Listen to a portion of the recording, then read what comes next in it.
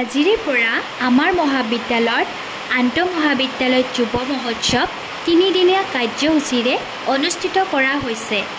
আমি কলেজ আহি উপস্থিত হ'লোঁ আৰু আমাৰ কলেজৰ লগতে আজি বহুত কিখন কলেজৰ ষ্টুডেণ্ট আহিছে ইয়াত পাৰ্টিচিপেট কৰিবৰ কাৰণে। এয়া তেওঁলোকৰ গাড়ীবিলাক আৰু তেওঁলোকৰ সকলোখিনি থকা খোৱা সুবিধা আমাৰ কলেজতে কৰি দিয়া হৈছে। এতিয়া পতাকা উত্তোলন হৈ আছে যিহেতু সেইকাৰণে আমি ইয়াত লাইনতে আহিলোঁ। এতিয়া আহিলোঁ আমি ভলণ্টিয়াৰ্ছৰ ID কাৰ্ড ল'বলৈ আৰু এতিয়া ID কাৰ্ডবিলাক লৈ অলপ ষ্টেজৰ ওচৰত আহিলোঁ। এয়া সমবেত সংগীত গাই আছে, তাৰপিছতে এয়া সম্বৰ্ধনা অনুষ্ঠানো আৰম্ভ হৈ গ'ল। এতিয়া আহিলোঁ নিজৰ দায়িত্ব পালন কৰিবলৈ। এয়া মোৰ লগৰবিলাক। বতৰৰ মহিমা দেখিছেনে? ৰাতিপুৱাৰে পৰা যি বৰষুণ নেৰানেপেৰা।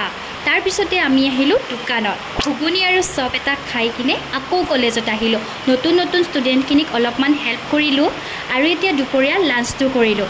তাৰপিছতে এয়া আমাৰ কলেজৰ সোনিয়া, তাই গীত গাই আছিল, অলপমান চাব আহিলোঁ আৰু এতিয়া নিজৰ দায়িত্ব পালন কৰিবলৈ কলেজৰ ইফাল সিফাল কৰি আছোঁ।